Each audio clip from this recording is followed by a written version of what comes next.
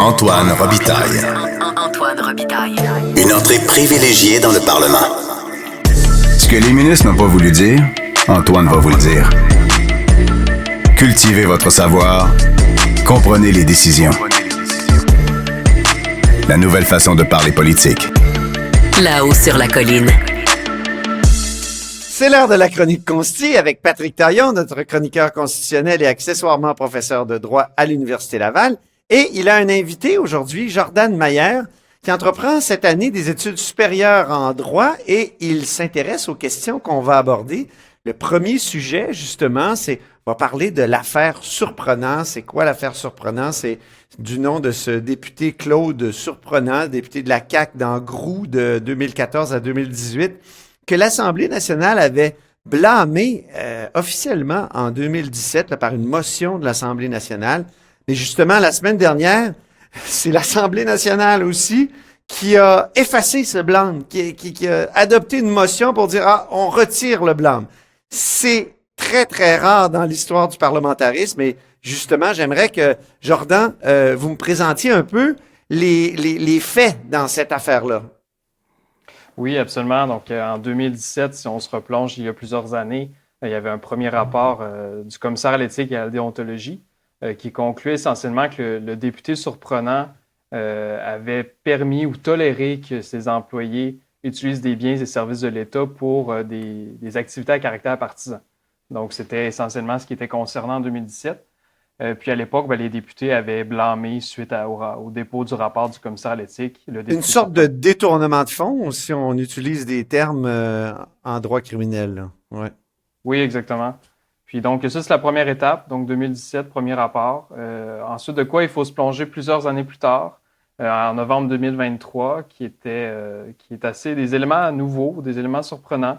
Madame Julie Nadeau, qui à l'époque était employée du député Claude Surprenant, ancienne attachée politique, donc, qui avait témoigné dans le cadre de l'enquête de 2017 auprès du bureau du commissaire à l'éthique.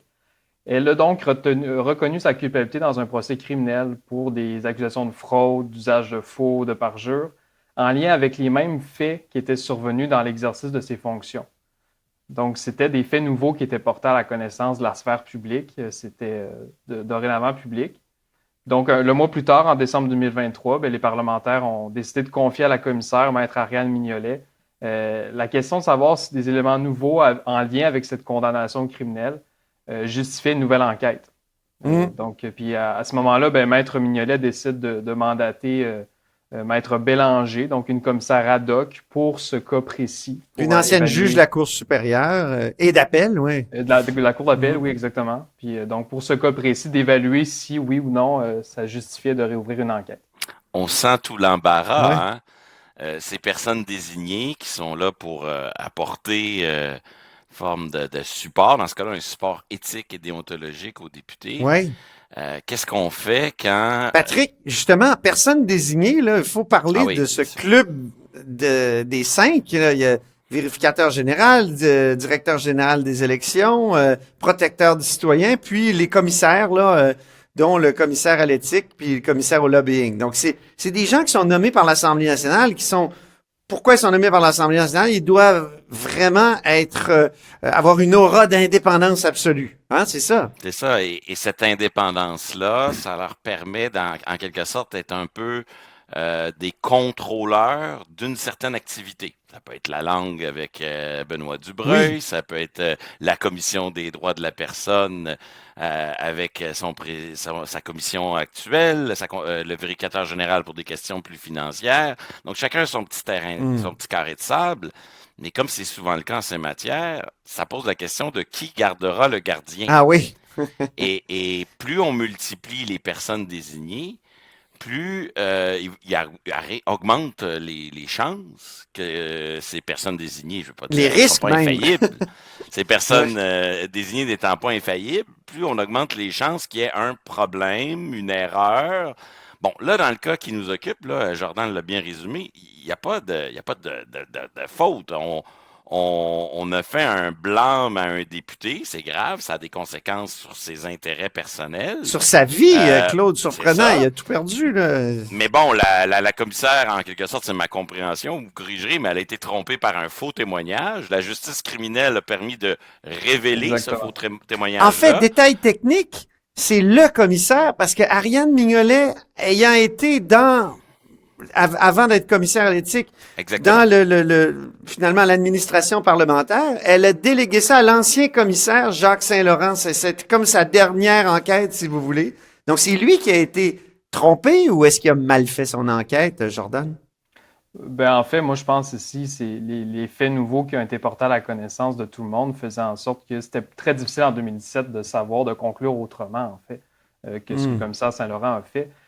Puis la question que Patrick soulevait tout à l'heure, là, qui garde les gardiens, c'est dans l'optique essentiellement que, advenant le cas qu'il y a une situation qui se pose, qu'il y a des faits nouveaux, ou qu'il y a peut-être matière à réévaluer, puis la commissaire l'a déjà mentionné en entrevue, c'est est-ce que c'est pertinent que ce soit nécessairement les parlementaires qui décident oui ou non si on doit rouvrir une enquête? Est-ce que cette opportunité-là de prendre cette décision-là doit relever absolument des parlementaires? Moi, c'est une question que je me pose parce que dans l'optique, les personnes désignées sont indépendantes et effectuent un travail qui est impartial. Ça devrait normalement relever d'eux, cette optique de révision dans certains cas.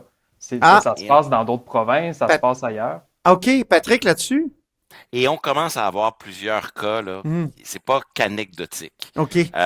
L'affaire Michaud, Oui. on ne pas une personne désignée, mais c'est l'Assemblée qui gère un blâme à l'endroit d'un citoyen. Puis quelques années après, on se demande comment on peut faire pour faire rentrer le dentifrice dans le tube, là, comment on peut faire pour rétro-pédaler.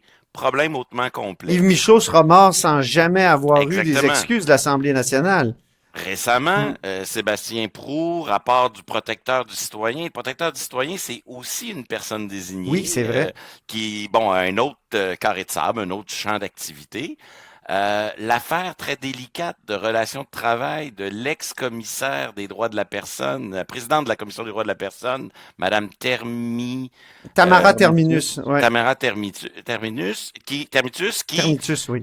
qui est dans un litige devant les tribunaux de droit commun. Il avait fallu en quelque sorte la forcer à démissionner. Ça posait des questions. Donc, on voit, plus les personnes désignées occupent un rôle important, plus le besoin d'avoir des mécanismes de révision. C'est un peu ça, la justice. Hein, on n'a jamais la garantie que la décision qui va être rendue va satisfaire à tout le monde. Mais le principe de base du système de justice, c'est que quand il y a un problème, il y a une voie procédurale pour contester, pour demander la révision, pour demander d'aller en appel. Là, dans l'affaire Surprenant, ça tourne assez bien parce que les députés ont pris les choses en main, la commissaire a pris les choses en main, il y a eu un deuxième rapport, on a agi. Dans le cas de l'affaire Michaud, on sera resté un petit peu plus dans l'inaction. Et donc, à long terme, ça pose une question. Est-ce que c'est devant les tribunaux qu'il faudrait régler ça? Ben là, il y a des problèmes de privilèges parlementaires, d'autonomie des assemblées. Ah, ça, c'est intéressant. Est-ce que, par exemple, Claude Surprenant pourrait poursuivre l'Assemblée nationale devant les tribunaux, là? Quand on en parle spontanément, même avec des parlementaires, les gens me disaient, ben oui, il va pouvoir poursuivre, obtenir compensation, mais c'est pas Il menace évident. de poursuivre. Il menace de poursuivre. Il n'a pas déposé sa requête, Claude Surprenant, hein, Jordan Mayer? Oui. Non, c'est ça. Puis en fait, ça a été annoncé comme quoi qu'il voulait une indemnisation de 2 millions de dollars, mais il n'y a pas nécessairement une procédure formelle qui a été déposée à l'heure où on se parle. C'est ça. Patrick, donc, privilège parlementaire, ça veut dire que... Est-ce que ça veut dire justement que l'Assemblée nationale est protégée par une espèce de mur bétonné, blindé contre une poursuite? Parce que je remarque que dans la motion adoptée pour annuler le blâme, il n'y a pas d'excuse, alors que certains parlementaires voulaient qu'on s'excuse formellement à Claude Surprenant. Oui, ben c'est toujours le même problème. La séparation des pouvoirs, le fonctionnement interne de l'Assemblée, c'est son affaire. Fait que les tribunaux se mêlent pas du fonctionnement interne des assemblées. Je pense que c'est normal et c'est bien qu'il en soit ainsi. Mais on n'a pas le choix, il faut prévoir quelque chose.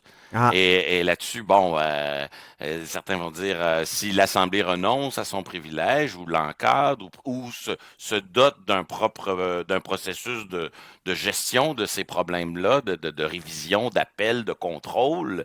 Mais on le voit, là, on peut pas toujours botter sous le tapis, ou botter en touche ces questions en disant ah, c'est un cas extrême, c'est un cas limite. Oui, l'affaire surprenante, c'est une première. hum, Mais quand on la croise à d'autres anecdotes, on voit qu'au fond, il y a un angle mort, il y a un problème dans la façon de prévoir. Toujours le même problème. Qui gardera le gardien? Dans les médias, c'est correct, hein? C'est qu'est-ce tout à fait que... normal, mais on a Ouais, tendance à idéaliser les personnes désignées parce oui. qu'elles donnent aux journalistes une information de grande qualité, souvent matière à reportage, à discussion, à réflexion. Et donc, c'est vrai que la vaste majorité des gestes qui sont posés par les personnes désignées sont des gestes qui ne justifient pas un contrôle, une révision, etc. Mais quand il arrive un geste qui est, lui, plus problématique, il faut que les citoyens concernés ou les députés eux-mêmes puissent avoir un recours. Ils ne sont pas à l'abri de toute surveillance. Il faut en quelque sorte la sculpter ou la dessiner, cette surveillance-là, ce contrôle-là. À quoi ça pourrait ressembler, Jordan Mayer, cette espèce d'appel, de droit d'appel ou de tribunal d'appel? Oui, bien en fait, juste pour revenir sur l'affaire surprenante, puis je passe ensuite à la question. Ici, il n'y avait rien qui était prévu au code d'éthique pour faire une révision, réouverture d'enquête. Non? Et souvent, il n'y a rien qui est prévu dans les lois en matière d'intégrité publique pour les personnes désignées. Ce qui pourrait être possible, puis là, c'est une solution que je soulève, peut-être que la jurisconsulte de l'Assemblée nationale serait une voie intéressante à réfléchir pour un mécanisme d'appel ou de révision ou de contrôle, peu importe la façon qu'on veut le nommer. Parce que c'est une personne qui est à la base d'une ancienne juge, souvent de la Cour suprême ou de la Cour d'appel, qui a une bonne connaissance du droit, mais aussi qui a une certaine connaissance fine de ce qui se passe au sein d'une assemblée parlementaire, du rôle des personnes désignées, puis de leur rôle au sein de la société aussi. Patrick, la jurisconsulte, ça pourrait faire. Moi, je pensais que la jurisconsulte, quand on a adopté le code d'éthique, il disparaissait, mais effectivement, il est toujours là, là. C'était lui avant qui traitait les questions d'éthique. Alors, est-ce que ça pourrait faire un bon tribunal d'appel, Oui, ceci dit entre guillemets, Patrick? oui, parce que justement, ça fait partie un peu du décor, du paysage institutionnel actuel et ça nous évite d'aller vers les tribunaux qui seraient un problème. Mais à terme, on le voit, il faut surtout prévoir quelque chose. Hmm. Parce que ça prend pas grand-chose pour ébranler la confiance du public dans ces institutions-là. Tu as écrit, Antoine, Ouais. quelques papiers récemment qui concernaient le commissaire à l'éthique.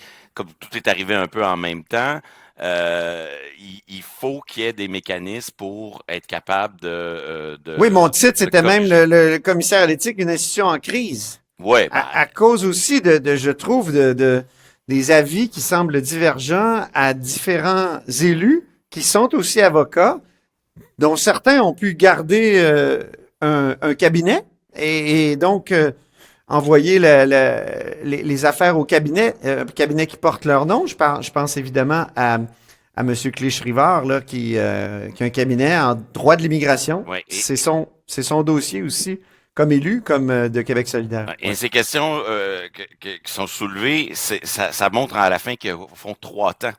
On peut utiliser le commissaire à l'éthique de façon préventive pour Ouais. demander, au fond, est-ce que j'ai le droit d'avoir un cabinet d'avocat? Et quand on fait ça, là, ben, c'est extrêmement utile parce qu'on prévient des problèmes, on évite, mais il y a une tentation parfois pour les élus justement d'instrumentaliser en allant se chercher une caution, en prenant Mm. ce qui fait leur affaire dans la vie qui est rendue, en le rendant public parfois, parfois pas public. Bon, toutes ces choses-là qui ont été en partie très bien éclairées par ton reportage. Après ça, il y a le vrai travail le travail premier de rendre rapport qui conduit peut-être à un blâme. Puis il y a le troisième temps dont on a discuté aujourd'hui, c'est qu'est-ce qu'on fait quand il y a un problème avec un rapport, un blâme, un Mhm. avis pour avoir un... Donc, entre prévention, la mission première, puis l'exercice d'une révision, il y a 3 moments différents qu'il faut organiser. Et je pense que le moment préventif pose des enjeux d'instrumentalisation auxquels, au fond, les acteurs doivent être sensibles. Puis le moment plus correctif, contrôle, révision, appel, comme on le voit avec l'affaire Surprenant, ben là, on est un peu dans le désert. Ça a bien tourné pour Surprenant parce on a bien agi, mais il n'y avait rien qui Mhm. obligeait à Deux, agir. Deuxième sujet, on a Jordan Mayer avec nous. Oui. Je ne pouvais pas ne pas parler de l'arrêt Jordan parce que ça fait de lui un aptonyme, notre étudiant invité, un aptonyme, donc un nom prédestiné. Parlons de l'arrêt Jordan aussi parce que il y a un projet de loi qui a été déposé par le Bloc québécois à Ottawa. Oui.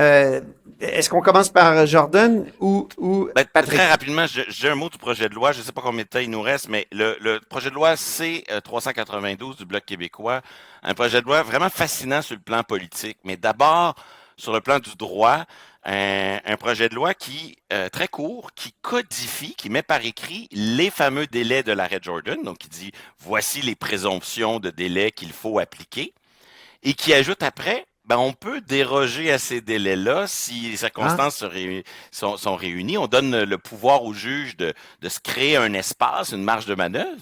Puis pour être bien certain que ça soit conforme à la charte, on utilise l'article 33 pour déroger à la charte. Alors, vraiment un exemple fascinant parce que ça embarrasse. Je ris parce que je sais que les libéraux n'aiment pas Bien l'article 33.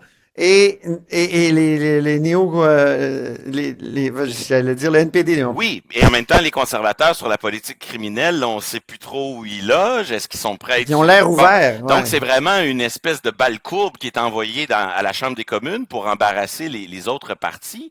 Et c'est intéressant de souligner qu'ici, on a affaire à une dérogation qui n'est pas, en quelque sorte, une défiance à l'endroit des tribunaux. Au contraire, on cherche à donner aux tribunaux des outils pour faire face au défi que ça représente, la gestion du dossier Jordan. Et les libéraux qui nous disent dans le dossier Loi 21, nous sommes contre l'utilisation préventive de la dérogation. Mais dans le projet de loi C-392, à ce que je sache, ce n'est pas une dérogation préventive, c'est une dérogation pour répondre aux problèmes, aux effets, aux difficultés qui sont associées à l'arrêt Jordan. Et là-dessus, à la fin, ça pose aussi un problème plus général, c'est est-ce qu'on a assez de juges pour faire face aux défis de l'arrêt Jordan? Et là-dessus, on se rappellera que le gouvernement Trudeau s'est fait blâmer, non pas par la commissaire à l'éthique cette fois, mais par la Cour fédérale. Et par le juge en chef de la Cour suprême. Oui. Richard Wagner. Jordan Mayer, on sait que c'est un de tes centres d'intérêt, les nominations des juges. Quel lien on peut faire avec l'arrêt Jordan, justement, et ce projet de loi du Bloc québécois? Oui, justement, en février dernier, il y a une décision qui a été rendue par la Cour fédérale, donc l'arrêt Hamid, qui a déjà été mentionné à ce micro, je crois. Oui. Qui était essentiellement la question des délais de nomination. Est-ce qu'il y a un délai en particulier qui fait en sorte que le gouvernement fédéral doit nommer les juges pour combler les vacances au sein de l'appareil judiciaire?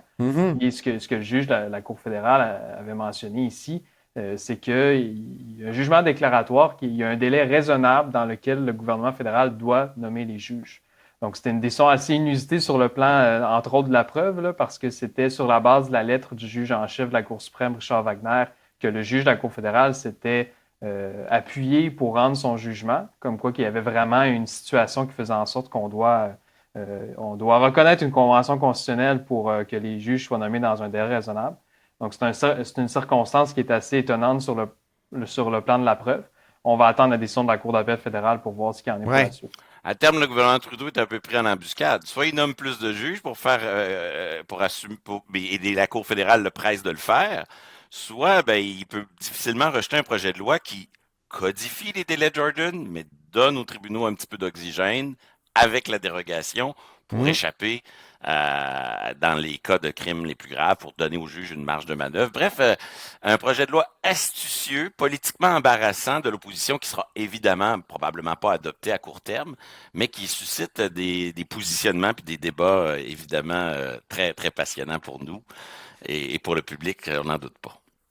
Merci infiniment. C'était un de mes rêves dans la vie de parler de l'arrêt Jordan avec un Jordan. Donc, merci beaucoup, Jordan Mayer, étudiant qui entame des études supérieures en droit et qui s'intéresse à ces questions qu'on a abordées aujourd'hui. Personne désignée et évidemment l'arrêt Jordan. Patrick Taillon, notre chroniqueur constitutionnel, accessoirement professeur de droit à l'Université Laval. Merci infiniment. Merci, Antoine. Merci. Antoine Robitaille. Il décortique les grands discours pour nous faire comprendre les politiques. Là-haut sur la colline. C'est le retour, d'une certaine façon, des actualités de l'histoire. Ça, c'est un segment qu'on a eu longtemps, même une chronique qu'on a eu longtemps de Dave Noël, où on parlait de l'histoire et de ses rapports avec l'actualité. Et aujourd'hui, on va parler de l'Acte de Québec de 1774 avec Dave Noël. Ça fait longtemps qu'on l'a vu à l'émission. Bonjour Dave. Bonjour Antoine. Qui est historien, auteur entre autres de Montcalm général américain, et Félix Mathieu, qui est, bonjour. Bonjour Antoine. Et qui est politologue à l'Université de Winnipeg. Donc, parlons de cet acte de Québec. Évidemment, quand on étudie l'histoire constitutionnelle du Québec, du Canada, c'est fondamental. Et là, ça fait 250 ans. Parlez-moi donc, Dave, tu as publié un très bon article dans Le Devoir ce matin, des raisons de l'acte de Québec. Ce qu'on a toujours appris, en tout cas moi, en droit constitutionnel, c'était qu'on voulait amadouer les Canadiens français à l'approche de la Révolution américaine. On voulait qu'ils restent du côté. Donc, on leur a donné quelque chose. On a toujours vu ça comme un accommodement raisonnable. Oui, ben c'est ça, c'est l'acte de Québec. Pour la plupart d'entre nous, c'est vraiment une borne chronologique qu'on a essayé de mémoriser tant bien que mal. Quand j'en parlais autour de moi récemment, le souvenir était très vague. Donc, c'est une borne de 1763, 74, 1791, mais on passe rapidement sur cet événement-là, alors que c'est quand même considérable ce qui s'est produit. On est vraiment 15 ans après la conquête. Oui, hein, 15 ans après la conquête. Et puis, donc, c'est des parlementaires qui se réunissent à Westminster. Dans le fond, c'est à Londres. C'est à Londres que l'avenir du Québec se décide. Le Québec a été créé par les conquérants britanniques en 1763 par la proclamation royale.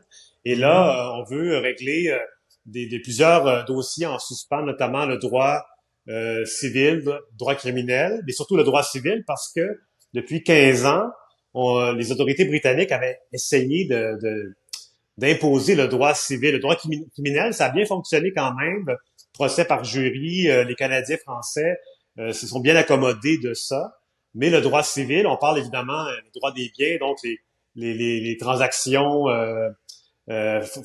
foncières, tout ça, c'est très compliqué. Les contrats, oui. Les contrats, de déraciner un droit qui était qui à l'origine était la coutume de Paris, parce qu'en France, sous l'Ancien Régime, quand la Nouvelle-France est colonisée, il y avait plusieurs coutumes et on a choisi la coutume de Paris qui était la plus considérable, et graduellement, cette coutume-là a été adaptée au contexte canadien.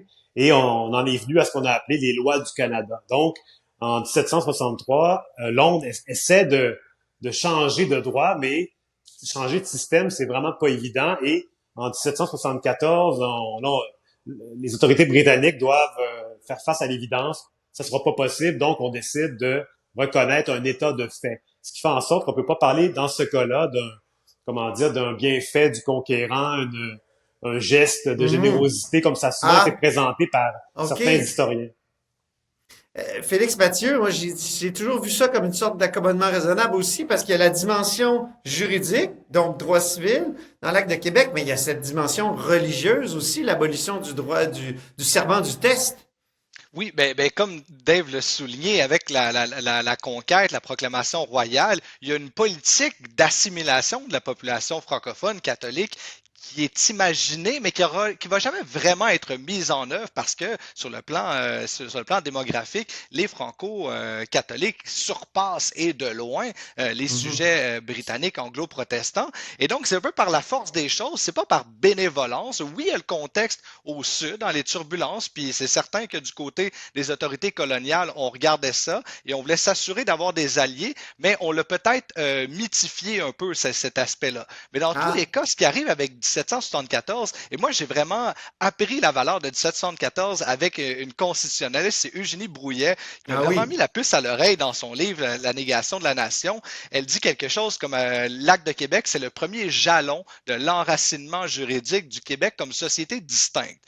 Puis quand on regarde ça de cette perspective-là, c'est tout à fait vrai, parce que là, il y a un nouveau sentier institutionnel qui est institué. C'est-à-dire que la proclamation royale, la conquête, c'est un sentier de l'assimilation, on pourrait dire. Puis 1774, ben, ça ouvre un nouveau sentier qui est celui de la dualité canadienne qui va prendre forme, qui va se consolider avec 1791, l'acte constitutionnel, où là, finalement, ben, c'est l'arrivée des loyalistes qui va forcer de réorganiser tout ça. Mais l'acte de Québec est véritablement ce qui vient redonner certains piliers institutionnels sur lesquels la population francophone catholique va survivre sur le long terme. Donc oui, évidemment, l'aspect religieux, la dîme est permise, mais l'aspect juridique est fondamental parce que lorsqu'on a justement remplacé la coutume de Paris, ben, on enlevait les modalités à partir desquelles on réglait nos différends. Et donc là, en réintégrant la possibilité pour les francophones catholiques de justement régler leurs différends par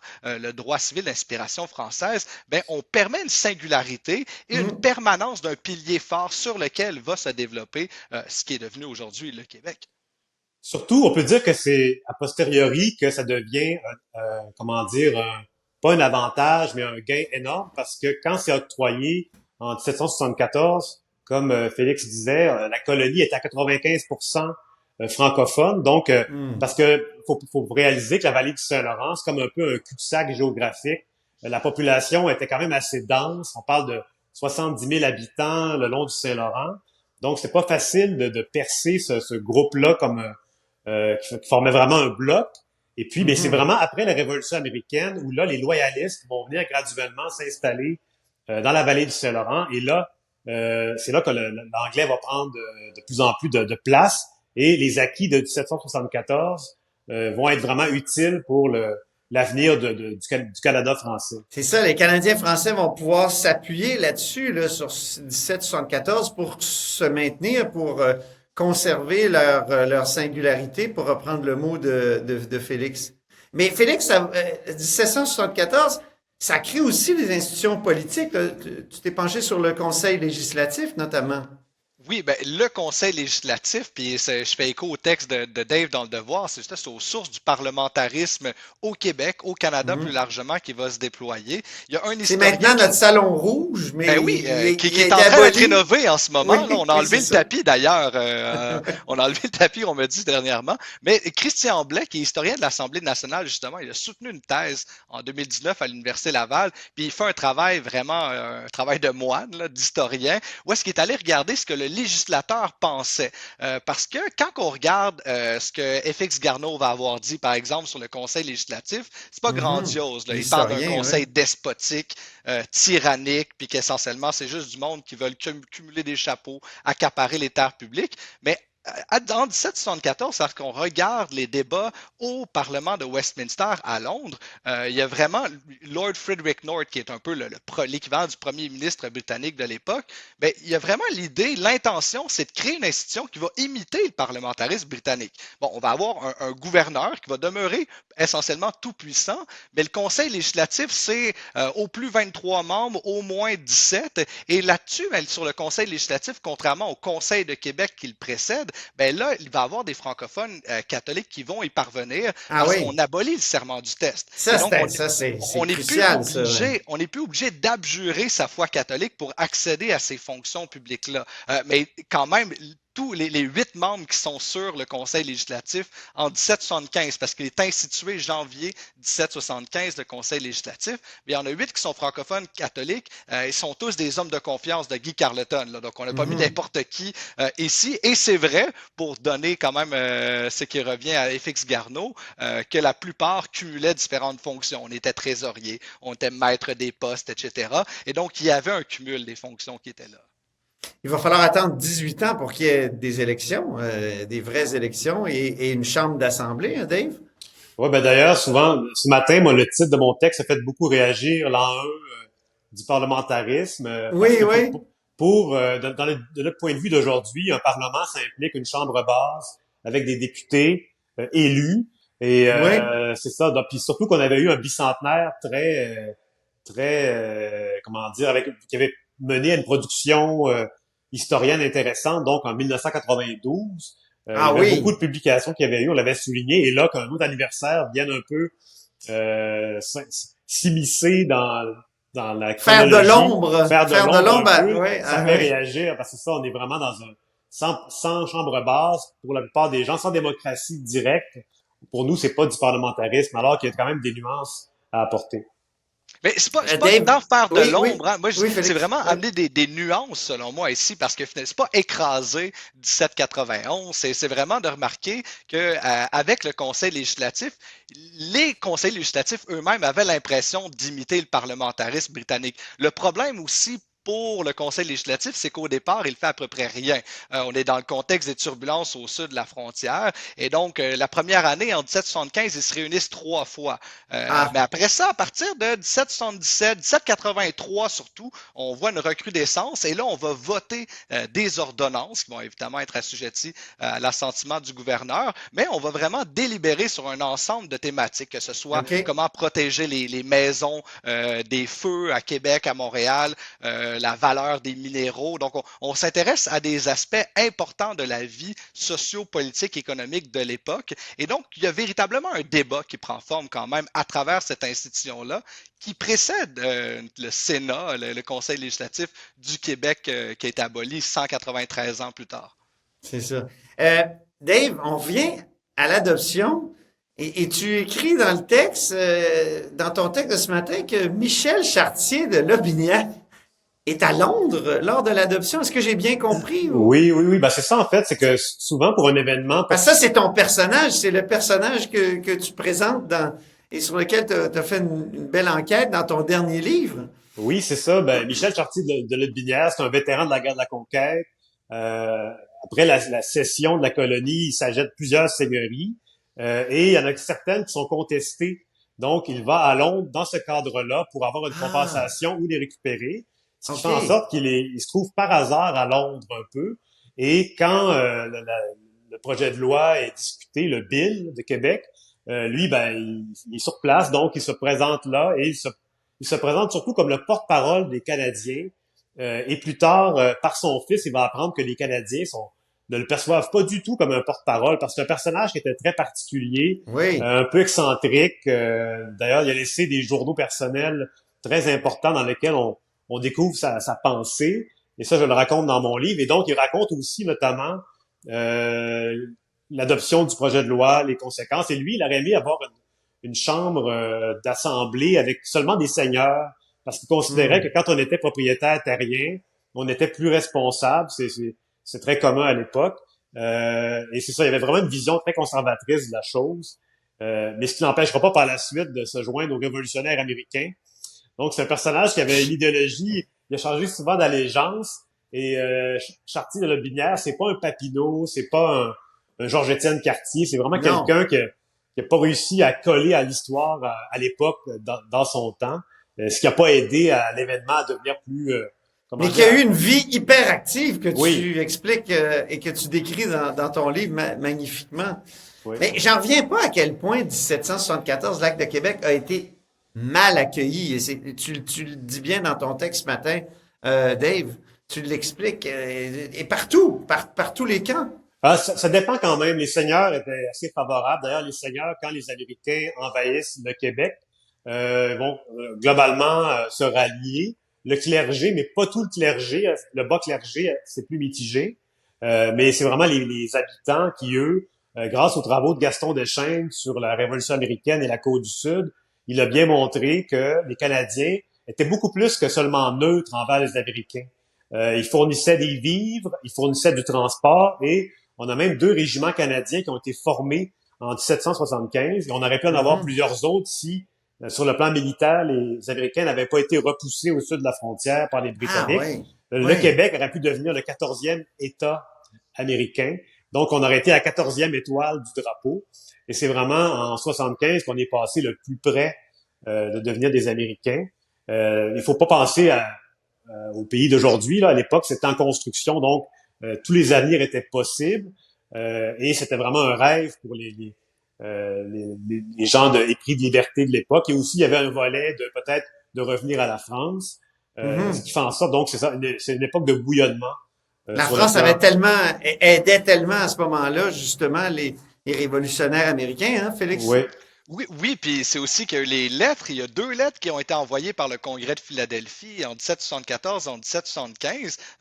Donc, c'est sûr qu'il y avait un intérêt, mais c'était extrêmement difficile pour les Américains naissants de convaincre une population qui n'a jamais véritablement été libre, si on l'entend dans ces termes-là, de dire, ben, c'est vraiment despotique ce qu'on vous propose, alors que pour eux, ben, c'était peut-être pas la fin du monde comme ça. Mais ça a été mal accueilli ou tièdement accueilli, mais sur le long terme, c'est ça qui est fantastique, d'autant plus fantastique qu'il y a une littérature assez mince qui a été produite autour de l'Acte de Québec, mais de réaliser à quel point ça a été déterminant.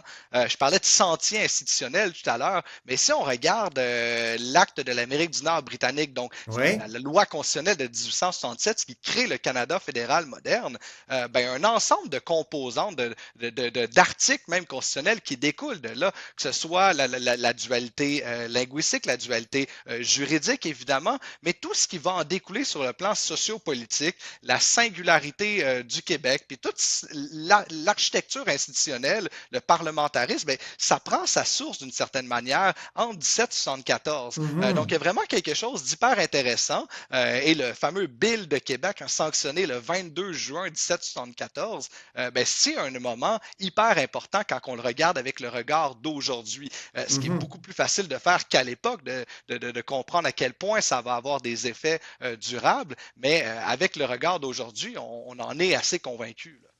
Ce qui est Par contre, fascinant aussi. Oui, oui, Dave, on pardon. parle d'effet durable, mais s'il y en a un qui n'a pas été durable, c'est l'extension territoriale, parce que le lac Ben, de j'allais Québec... justement, parce que Ouais. ça touche aux frontières, Lac de Québec, c'est Ben, drôle. ça aurait été énorme, c'est ça, on aurait été Ben, beaucoup plus au sud. j'ai fait le calcul, puis si les frontières de 1774 s'étaient maintenues, le Québec compterait 70 millions d'habitants aujourd'hui, et la métropole, ça ne serait pas Montréal, mais Chicago, parce que Ouais. le Québec a été étendu de la vallée du Saint-Laurent jusqu'au Mississippi, à la rivière Ohio, au sud, au Labrador. Ouais. Donc, c'est un territoire immense. On a vraiment annexé au Québec tout ce qui n'était pas sous contrôle des autres colonies, des autres provinces britanniques, New York, Virginie, Pennsylvanie. Donc, tout ce qui était resté un peu en suspens, qui était des territoires autochtones, ont été rattachés, presque tout en fait. Et c'est là aussi qu'on a annexé les îles de la Madeleine au Québec. Ah, ça, Donc, c'est incroyable. Ça, je savais pas qu'on n'aurait pas les îles de la Madeleine sans Lac de Québec. Ça, c'est un effet durable territorial. oui, c'est ça, puis on peut en profiter. Tout le monde va faire son petit pèlerinage de temps en temps. Donc, c'est un legs de Lac de Québec qui a été durable. Est-ce qu'il y avait déjà des Acadiens qui avaient résisté ou qui avaient échappé à la déportation? Oui, ben les Acadiens, c'est une histoire compliquée. Il y en a qui s'en vont, qui fuient la déportation vers la Louisiane. Il y en a certains Ouais. qui ont été Il y en a déportés aux îles de en la Madeleine? France. Ouais. Oui, puis sont revenus graduellement dans OK. le nord du Nouveau-Brunswick, un peu partout, et aux îles de la Madeleine à l'époque. Félix Mathieu, sur le territoire, peut-être?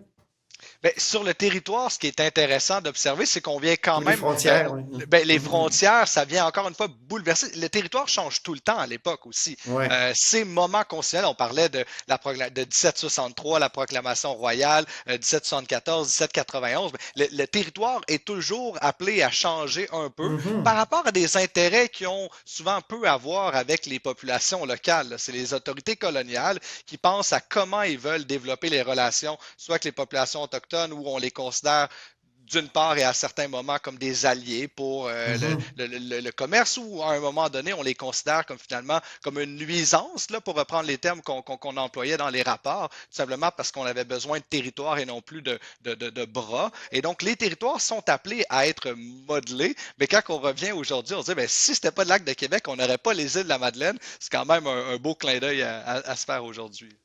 Et il y a un personnage dont on n'a pas parlé, c'est Carleton. C'est peut-être, Dave, tu disais, il n'y a pas de Papineau, il n'y a pas vraiment de La Fontaine, par exemple, dans cet événement-là, mais il y a Carleton qui est quand même important, d'après ce que je comprends. Carleton, à cette époque-là, il est gouverneur du Québec. C'est un vétéran, lui aussi, de la conquête. Il a été, d'ailleurs, blessé à la tête sur les plaines d'Abraham en poursuivant l'armée française en repli. C'est un protégé du général Wolfe.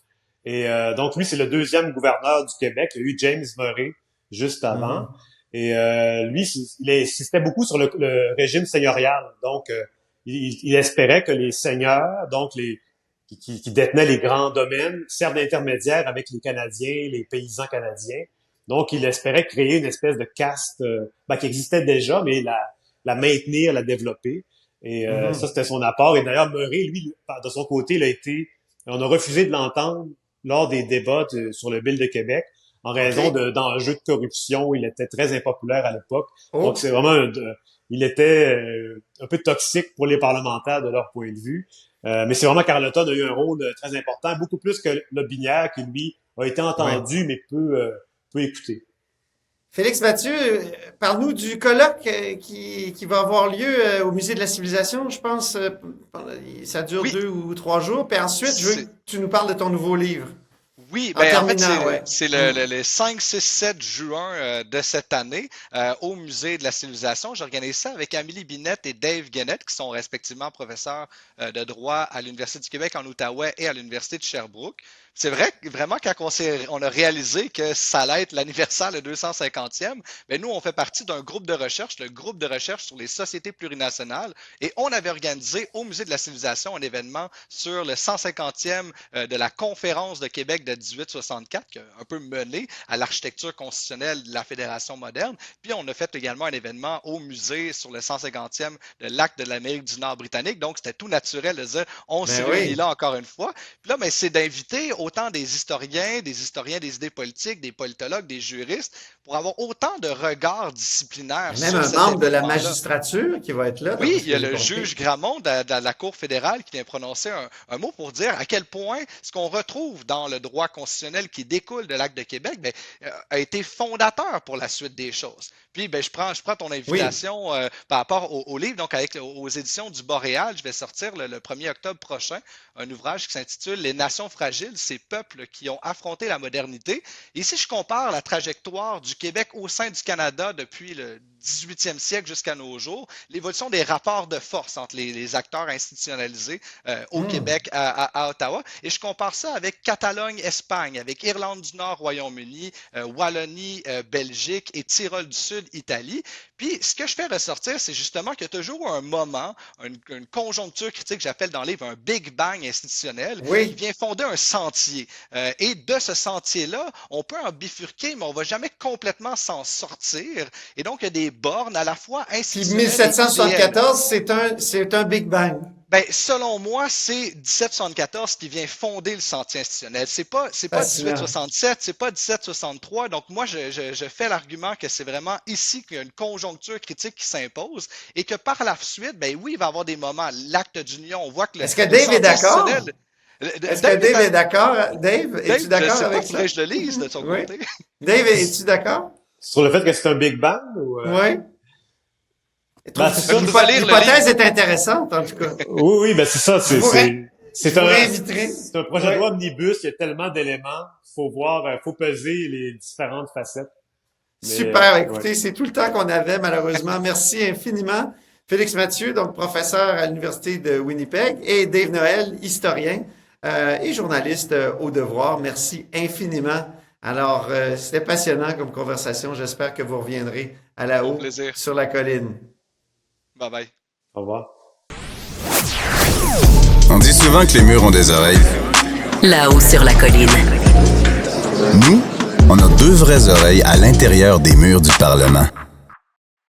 Parlons des mères porteuses. C'est un sujet que je voulais aborder depuis longtemps parce que depuis l'an passé, il y a une loi qui encadre la pratique au Québec, mais à partir du 6 juin, donc les grossesses pour autrui, comme on dit, vont pouvoir être réalisées grâce à une mère porteuse ne résidant pas au Québec, mais seulement dans certaines provinces canadiennes. On en parle avec Geneviève Lajoie. Bonjour Geneviève. Bonjour Antoine. C'est la comète blonde du bureau parlementaire ici du journal. Donc, tu as écrit souvent sur le sujet, Geneviève, et pourquoi se limiter à seulement quelques provinces canadiennes? Ben, on comprend que déjà tout le débat sur les mères porteuses, c'est un débat délicat, malgré que ça s'est fait quand même assez sereinement au Québec, je dirais. Parce que le projet de loi, donc, tu en parlais un peu plus tôt, le projet de loi 12 qui a été adopté l'an dernier et qui permet donc déjà depuis un an, donc ça se fait depuis un an, de recourir à des mères porteuses au Québec et c'est encadré.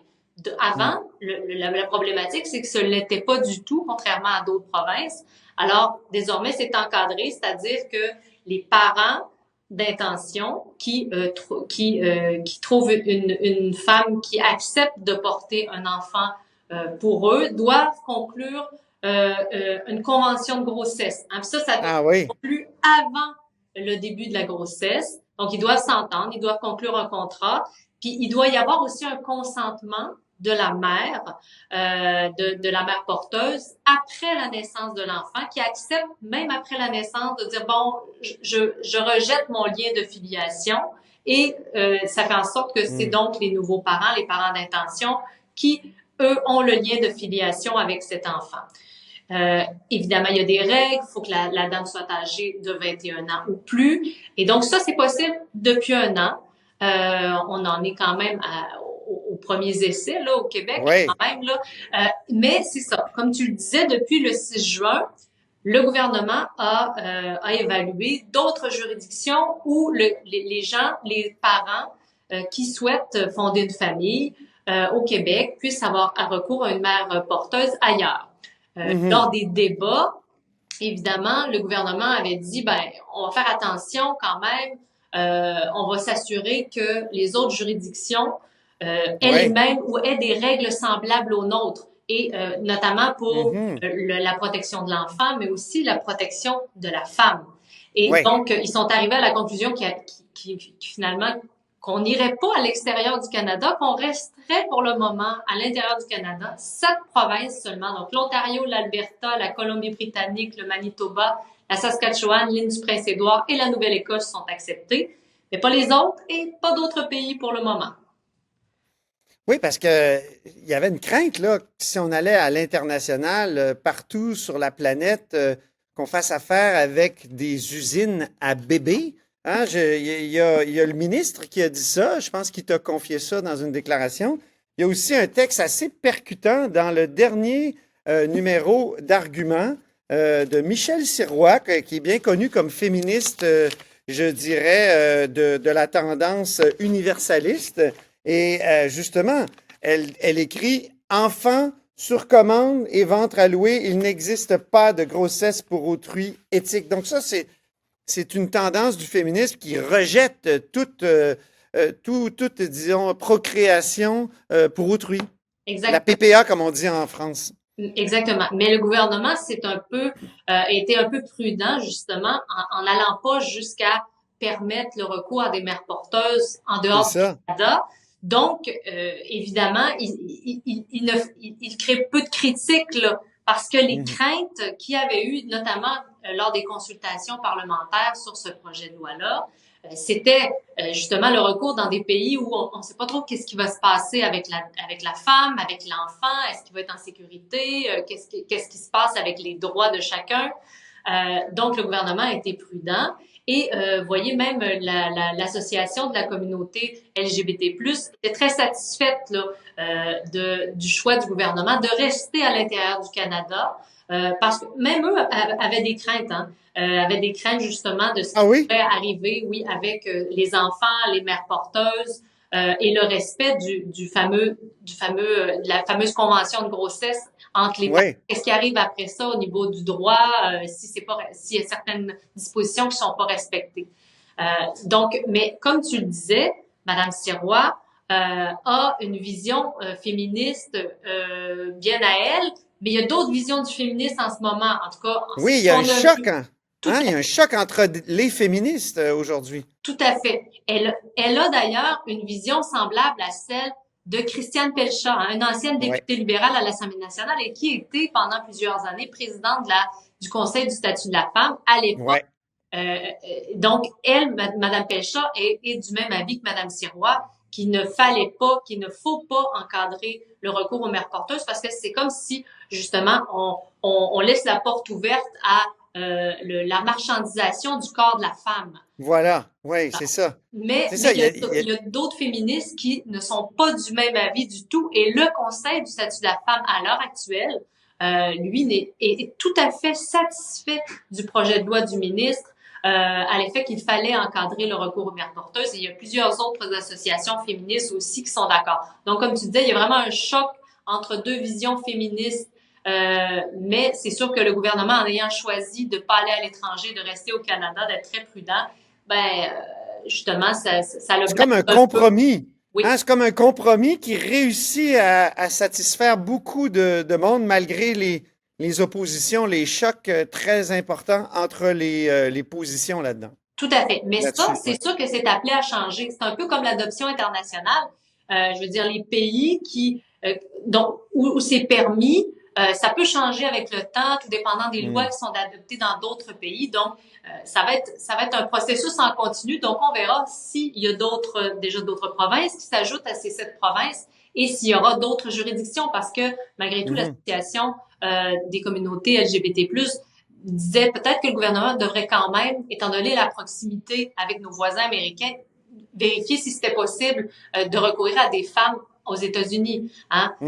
Des fois, ça peut être plus simple, mais même des suites de cet article-là, je vous avoue, quand même, et la présidente justement de l'association me disait, tu sais, vous savez, il n'y en a pas des millions des mères qui acceptent de porter un enfant pour d'autres. Et je rappelle que ces femmes-là ne sont pas rémunérées. Hein. C'est interdit par la loi québécoise, justement. C'est une des dispositions de cette loi-là. C'est complètement interdit. On peut rémunérer seulement, rembourser les frais qui encourus par la grossesse et le travail qui n'est pas fait. Donc, rembourser le... Tout ça pour empêcher la marchandisation dont parlent les féministes universalistes, entre autres. Exactement. Donc, il y a quand même des règles qui encadrent ça, mais on verra si le gouvernement acceptera éventuellement d'aller plus loin. Mais pour le moment, c'est pas le cas. Comme je disais, ils sont tenus à la prudence. Puis à l'Assemblée nationale, ça fait aussi pas mal consensus, j'imagine, cette loi 12, puis ce que tu as écrit là, sur les provinces canadiennes où on pourra avoir accès à des mères porteuses? Tout à fait. Tous les partis d'opposition ont endossé ce projet de loi. Donc, ça n'a vraiment pas fait de débat, en fait, à l'Assemblée nationale. C'est plus parce qu'il y avait différents aspects dans ce projet de loi-là, notamment sur les enfants d'agression sexuelle. Ça a beaucoup plus fait débat que le lien de filiation, finalement, puis la gestation pour autrui et l'encadrement de la gestation pour autrui. Alors, en tout cas, pour le moment, il n'y a pas eu de débat. Ça demeure toute une évolution quand même dans le droit québécois, parce que moi, je me souviens d'avoir étudié le Code civil du Québec, puis il y avait carrément un article qui spécifiait là, que les contrats de mères porteuses étaient nuls et non avenus. Le Code civil de 1992, là, qui était le nouveau Code civil. Donc, on est complètement revenu là-dessus. Là, on permet une sorte de contrat. Sans marchandisation, mais on permet une sorte de contrat. Tout à fait. Un contrat, mais un contrat qui peut, à la naissance de l'enfant, être annulé, finalement. Hein, oui. Ça, c'est très important parce qu'il faut que la femme qui a porté cet enfant, peut-être peut-elle changer d'idée, là. Elle accouche et puis elle décide de changer d'idée. Donc, il y a cette obligation-là d'avoir vraiment le consentement de la mère après la naissance de l'enfant. Et donc, ce contrat-là peut redevenir nul. Et donc, tout ça est encadré. Et donc, si les étapes sont franchies, alors là, les parents d'intention peuvent devenir les véritables parents de cet enfant-là qui a été porté par une mère porteuse. Donc là, c'est le règlement qui a été publié et adopté, c'est ça? Exactement. La loi était en vigueur, mais c'est le gouvernement qui devait cibler donc les juridictions où il permettait le recours aux mères porteuses, ce qu'il a fait là, il y a quelques jours à peine. Très bien. Ben, merci beaucoup, Geneviève Lajoie, d'être venue discuter de ce sujet extrêmement important et qui n'a pas soulevé beaucoup, malgré tout, d'intérêt, même si tu as fait la une là, avec ce sujet-là, si je me souviens bien, à quelques reprises. Alors, merci, Geneviève. Merci. Je rappelle que Geneviève est correspondante parlementaire au bureau parlementaire du journal et du journal ici à l'Assemblée nationale. Là-haut sur la colline. Disponible aussi en balado sur l'application et le site cube.ca. Radio, télé, balado, vidéo. Cube, un média pas comme les autres.